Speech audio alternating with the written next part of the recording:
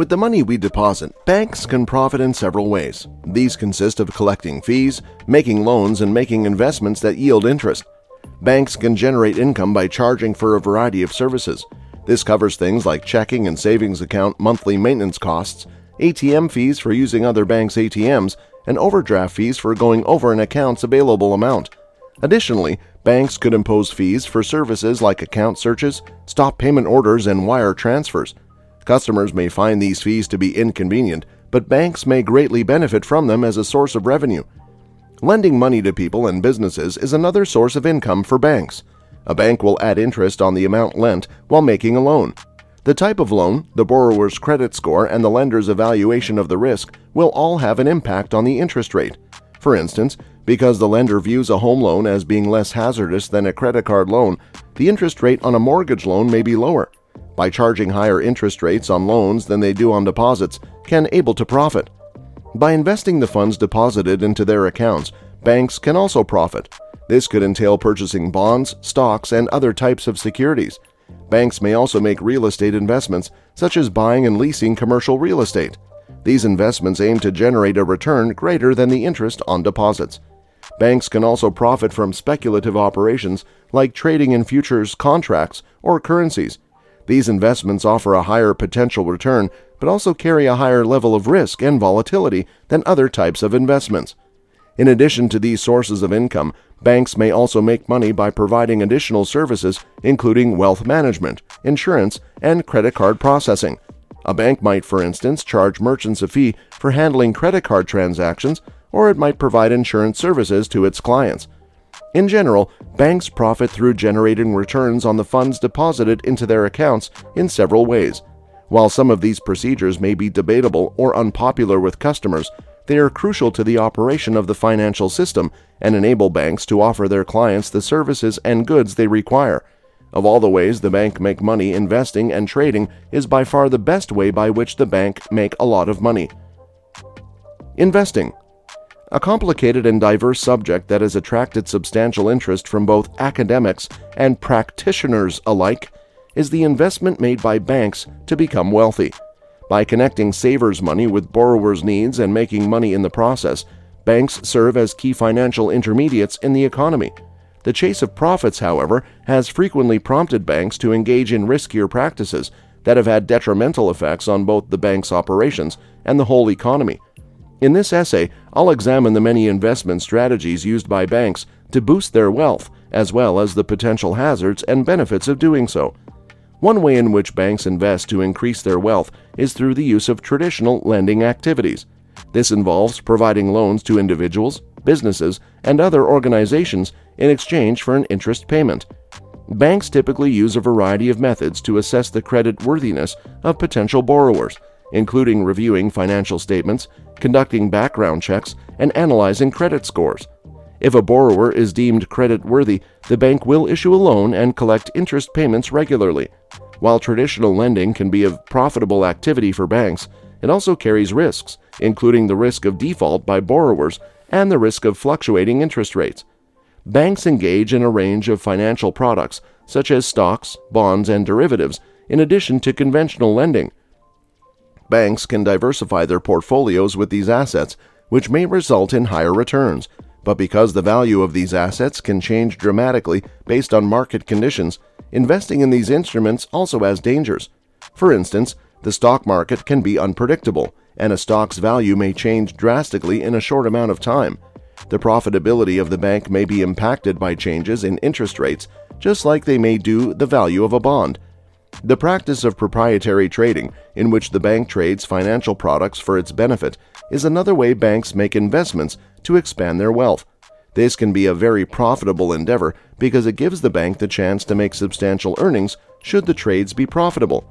Proprietary trading does, however, come with several dangers because it exposes the bank to the possibility of suffering substantial losses if the trades do not go as expected.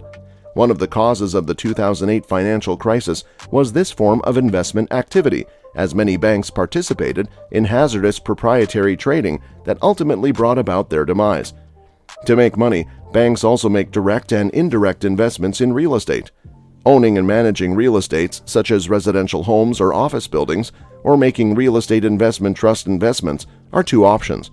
Although owning and managing real estate can be financially rewarding, there are hazards involved, such as the possibility of dropping property values and the possibility of tenants not paying their rent on time. The value of these assets might change dramatically based on market conditions.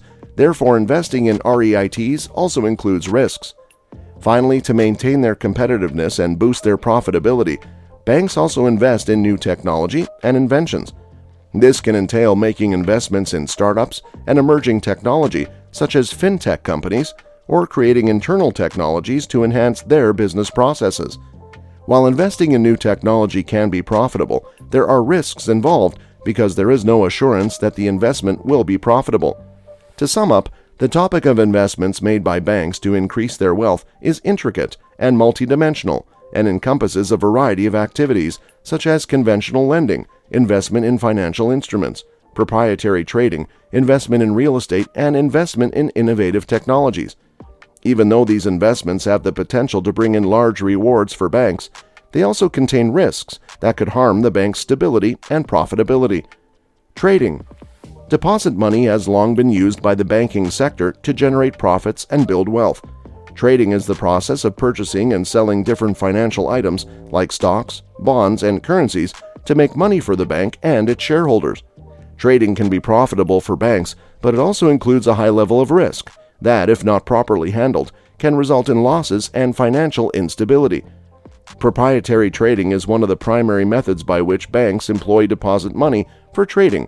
This entails the bank purchasing and selling financial products on the market with its own money to turn a profit.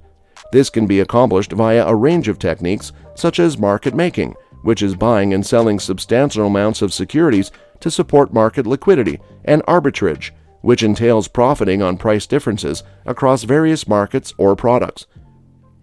Proprietary trading can be dangerous, but if done properly, it can also be quite profitable.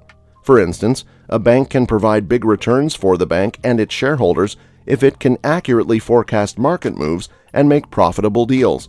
However, the bank could suffer substantial losses that could affect its ability to maintain a stable financial position if it makes bad predictions or is unable to control the risk of its bets. Structured finance is another way that banks use their customers' deposits for trading. This entails the development of sophisticated financial instruments that are tailored to the unique requirements of a given clientele or market. Mortgage-backed securities, CDOs, and other securities that are backed by mortgages are some examples. Because it enables banks to realize returns from the underlying assets they have invested in, structured finance can be a very lucrative industry. The value of the underlying assets can change depending on the state of the market and the creditworthiness of the borrowers. Thus, it does come with a high amount of risk. Losses for the bank and its stockholders may result if the value of the underlying assets decreases. The usage of derivatives is another way that banks use to deposit money for trading. These are financial products that have underlying assets like stocks, bonds, or commodities as their source. Options, futures, and other sophisticated instruments used to manage risk or make predictions about market trends are examples of derivatives. Banks that use derivatives can make a lot of money because they can take on risk in exchange for a fee or premium. They do, however, also come with a high amount of risk because the underlying assets' values can change depending on the state of the market. Losses for the bank and its stockholders may result if the value of the underlying assets decreases.